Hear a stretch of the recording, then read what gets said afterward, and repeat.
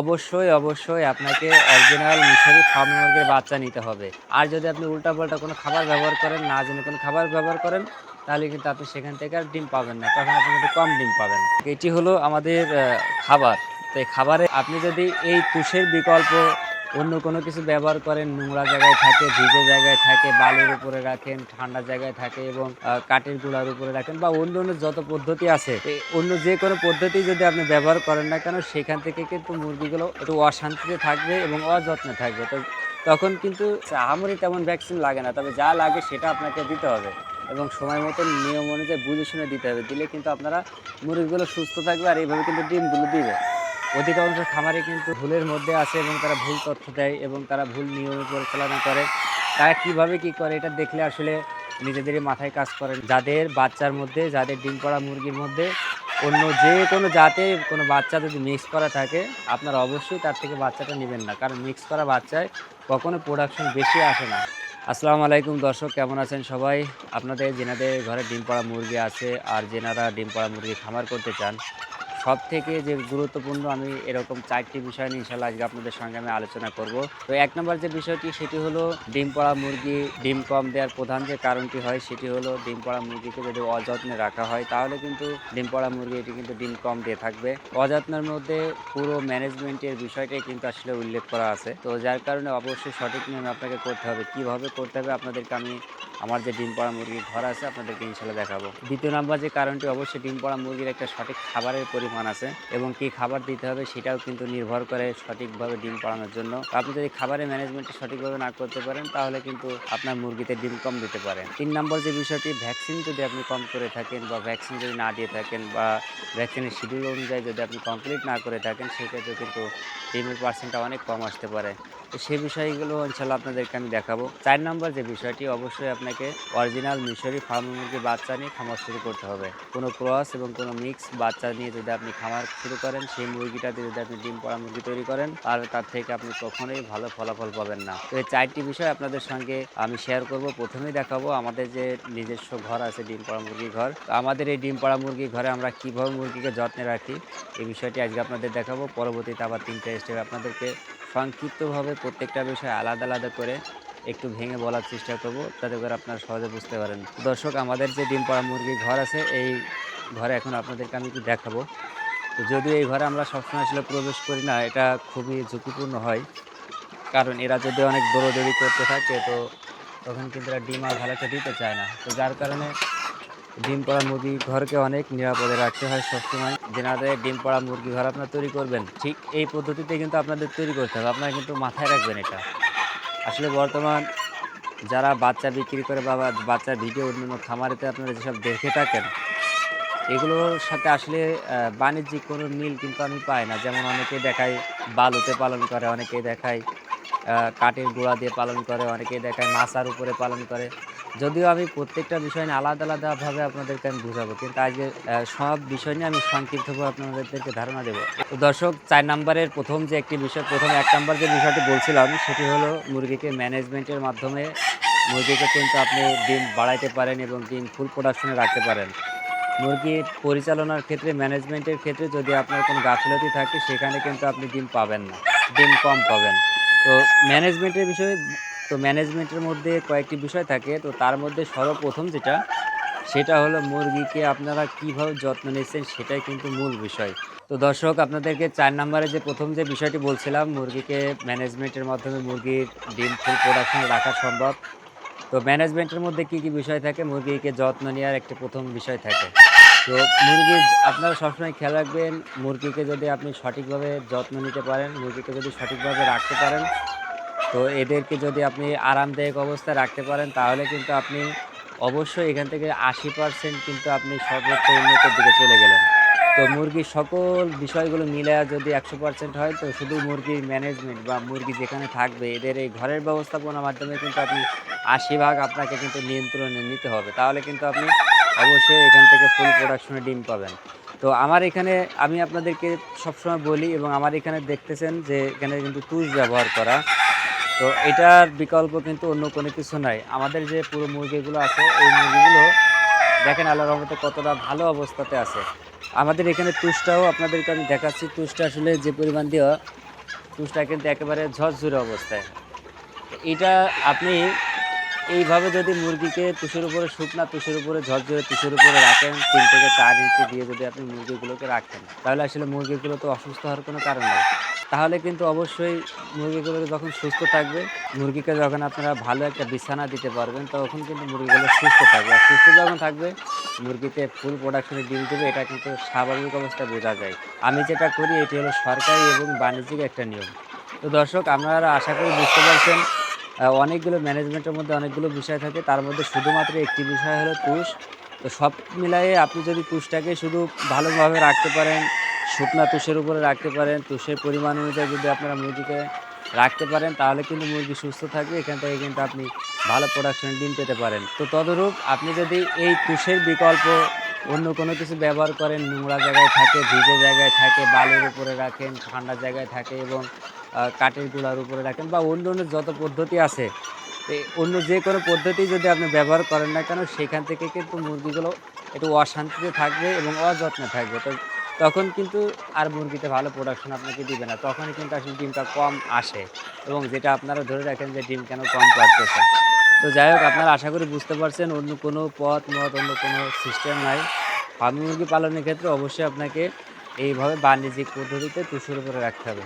দর্শক, ২ নাম্বার যে বিষয়টি আপনাদেরকে বলছিলাম ভ্যাকসিনের বিষয়টা। আপনাদেরকে আমি আমার যে মুরগিগুলো আছে এই মুরগিগুলো দেখাবো। আমাদের এই যে যেমন মোরগটা দেখেন আপনি, এই মোরগটা আপনারা দেখলে কিন্তু বুঝতে পারতেছেন আজ কিন্তু প্রায় ১২ থেকে ১৩ মাস আমাদের এই প্যারেন্টসের বয়স। তো আল্লাহর রহমতে কোনো রিজেক্ট বা কোনো ডিফেক্ট আছে কিনা আপনারা একটু লক্ষ্য করলে দেখতে পারবেন। আল্লাহর রহমতে কত সুন্দর আছে। এটা তো আসলে ভ্যাকসিন না দিলে এটা কখনোই এরকম থাকা সম্ভব না। এটা আপনাদের কিন্তু বুঝতে হবে।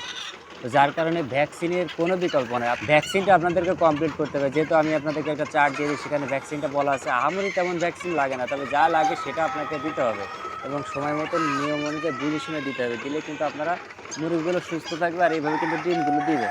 এই সব মুরগিগুলো কিন্তু ডিম পাড়তেছে। দর্শক, এই যে আমাদের এখানে কিন্তু ডিমগুলো পাড়ছে। মুরগিতে ওই যে ওই পাশে তা আছে, ওই সব বিভিন্ন জায়গায় কিন্তু ডিমগুলো পাড়তেছে। ৩ নাম্বার যে বিষয়টি আপনাদেরকে বলবো, অবশ্যই খাবারের দিকে আপনাদেরকে নজর দিতে হবে। কি খাবার দিবেন আপনাদেরকে, আমরা যে মুরগিকে খাবারটা দিই, খাবারটা আপনাদেরকে আমি দেখাচ্ছি। দর্শক, এটি হলো আমাদের খাবার। তো এই খাবারের নাম আমি আসলে কখনোই আপনাদেরকে বলবো না। কারণ অনলাইনে বললে ওই যারা এই বিষয়ে কোনো জ্ঞান রাখে না, কিছু খামারি আছে তারা ভুল তথ্য সবসময় ছড়ায় এবং প্রতারণা করে। তো আমি যখন একটা নাম বলে দেবো, এইটা সঠিকটা তারা জেনে তারা আবার কপি করে আপনাদেরকে বলে দিবে। আর সাধারণ যারা খামারি আছে তারা না বোঝার কারণে তারা মনে করবে যে তারাও আসলে সঠিক খামারি। তো যার কারণে আমি নাম আপনাদেরকে কখনোই বলি না। অনলাইনে কোনো নির্দিষ্টভাবে কোনো কিছু কিন্তু দামের কথা, নামের কথা আমি এগুলো শেয়ার করি না। কারণ বাংলাদেশে খামারি যারা আছে এদের মধ্যে অধিকাংশ খামারি কিন্তু ভুলের মধ্যে আছে এবং তারা ভুল তথ্য দেয় এবং তারা ভুল নিয়মে পরিচালনা করে। তারা কীভাবে কী করে এটা দেখলে আসলে নিজেদেরই মাথায় কাজ করে না যে এই নিয়মগুলো তারা কোথায় পাইছে। তো এর দ্বারা আসলে খামারিরা ক্ষতিগ্রস্ত হয়। তো যার কারণে আমাদের একটা সঠিক নিয়ম, আমাদের যে ১০ বছরের অভিজ্ঞতা, স্যারদের পরামর্শ সব মিলিয়ে যখন আমরা সফলতার দিকে আসি, তো আমরা যখন একটা বিষয় বলে দেবো, তো ওই যারা ডুপ্লিকেট খামারি তো তারা কিন্তু আমাদের এই বিষয়গুলো কপি করে আমাদের এই নামগুলো তারা প্রচার করবে। তো একজন নতুন খামারের দিকে তারা অত যাচাই বাছাই করতে পারবে না, তখন তাদেরকেও সঠিক মনে করে তাদের থেকে বাচ্চা নিতে গিয়ে প্রতারিত হবে। মুরগির ডিম পাড়া মুরগির কতদিন বয়সে কত গ্রাম খাবার দেওয়া প্রয়োজন এবং কতদিন বয়সে কী খাবার দেওয়া প্রয়োজন, এই বিষয়টি কিন্তু আপনাদেরকে লক্ষ্য রেখে তারপরে খাবারটা দিতে হবে। তাহলে কিন্তু আপনি ফুল প্রোডাকশন পাবেন। আর যদি আপনি উল্টাপাল্টা কোনো খাবার ব্যবহার করেন, না জেনে কোনো খাবার ব্যবহার করেন, তাহলে কিন্তু আপনি সেখান থেকে আর ডিম পাবেন না, তখন আপনি কিন্তু কম ডিম পাবেন। তো ৩ নাম্বার বিষয়টি বুঝতে পারছেন। ৪ নাম্বার যে বিষয়টি হবে, তো দর্শক, এই বিষয়টি সবথেকেই গুরুত্বপূর্ণ এবং সবথেকে আপনার জন্য জানা প্রয়োজন। একজন নতুন খামারি হন বা পুরনো খামারি হন, যদি আপনার এই বিষয়টি জানা না থাকে, অবশ্যই বিষয়টি জানা আপনার খুবই প্রয়োজন।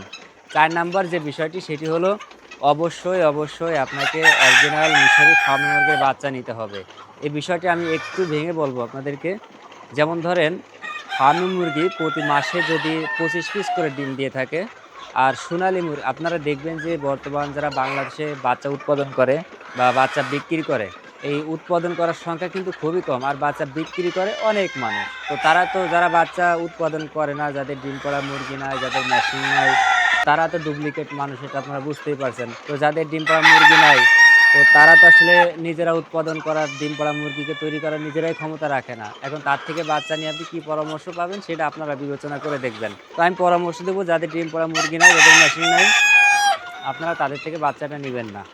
এখন কথা হলো যারা বাচ্চা উৎপাদন করে, অধিকাংশ খামারের মধ্যেই দেখবেন যারা উৎপাদন করে এবং যারা বাচ্চা বিক্রি করে ১০ জনের ভিতরে ৮ জন ৯ জনের বাচ্চার মধ্যেই দেখবেন তাদের ডিম পাড়া মুরগির মধ্যেও সোনালী মুরগি মিক্স করা থাকে এবং বাচ্চার মধ্যেও দেখবেন যে তাদের মধ্যে সোনালী বাচ্চা এবং অন্যান্য অনেক জাতের বাচ্চা কিন্তু মিক্স করা থাকে। তো আমাদের এখানে যে প্যারেন্টসগুলো দেখতেছেন, আপনাদেরকে আমি ভালো করে দেখাচ্ছি যে আমাদের এখানে অন্য কোনো জাতের মুরগি এখানে কিন্তু নাই।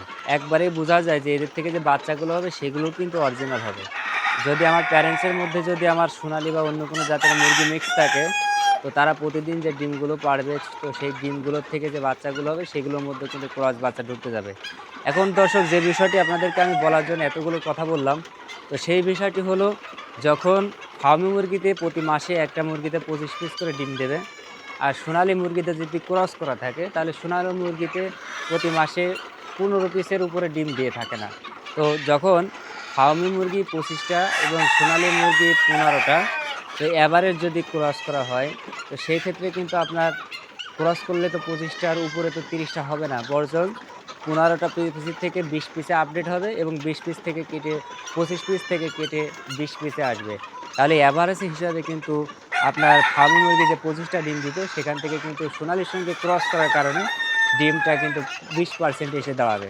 তো দর্শক আপনারা কিন্তু বুঝতে পারছেন যে সোনালী এবং অন্য কোনো জাতের সঙ্গে যদি ফার্মি মুরগিটাকে ক্রস করা হয় তাহলে কিন্তু ডিমের পার্সেন্ট সেই মুরগি থেকে আর কখনো ভালো আশা করা যায় না। যাদের ভিডিওর মধ্যে আপনারা সোনালী মুরগি অন্য অনেক জাতের মুরগি দেখবেন, যাদের বাচ্চার মধ্যে, যাদের ডিম পাড়া মুরগির মধ্যে অন্য যে কোনো জাতের কোনো বাচ্চা যদি মিক্স করা থাকে, আপনারা অবশ্যই তার থেকে বাচ্চাটা নেবেন না, কারণ মিক্স করা বাচ্চায় কখনো প্রোডাকশন বেশি আসে না, বরং মিক্স করার কারণে প্রোডাকশন আরও কম হয়।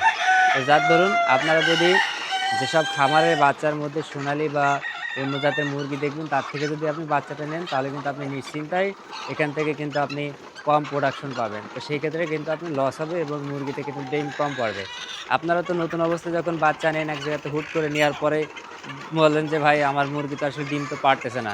তো আসলে ডিম না পাড়ার প্রধান কারণই হলো ওইটা যে আপনি সোনালিতে পারে 15টা, ফার্মিতে পারে 25টা, অ্যাভারেজ ক্রস করলে 20টা হবে, তাহলে আপনি তো তখন ভালো ডিম কোথার থেকে পাবেন না। তো আমি অনুরোধ জানাবো আপনারা যেনারা প্রথমে বাচ্চাটা নেবেন অবশ্যই আপনাদেরকে অরিজিনাল বাচ্চাটা নিতে হবে। তো দর্শক আশা করি আপনারা 4টা বিষয় সুন্দরভাবে বুঝতে পারছেন। এরপরও যদি আপনার নির্দিষ্ট কোনো বিষয় জানা প্রয়োজন থাকে অবশ্যই আমাকে আপনারা কমেন্টসে জানাবেন। আপনাদেরকে সঠিক এবং সরকারি এবং বাণিজ্যিক যে নিয়মটা আছে আপনাদেরকে আমি সেটাই জানাবো। আর আমি অনুরোধ জানাবো ফার্মি মুরগি সম্পর্কে সকল সঠিক তথ্যটা ইনশাল্লাহ আপনারা আমাদের থেকে পেয়ে যাবেন। চ্যানেলে যুক্ত থাকেন, আপনাদেরকে ধারাবাহিকভাবে আমি প্রত্যেকটা বিষয় সুন্দরভাবে আলোচনা করব। এখান থেকে সরকারি এবং বাণিজ্যিক সম্পূর্ণ সঠিক নিয়মটা ইনশাল্লাহ আপনারা জানতে পারবেন। তো অনেক কিছু শিখতে পারবেন। আমাদের চ্যানেলে আপনারা সবসময় যুক্ত থাকবেন। তো দর্শক সবাই আমাদের জন্য দোয়া করবেন, সবাই ভালো থাকবেন। তো দেখা হবে অন্য কোনো পরামর্শ নিয়ে। আসসালামু আলাইকুম ওয়া রাহমাতুল্লাহ।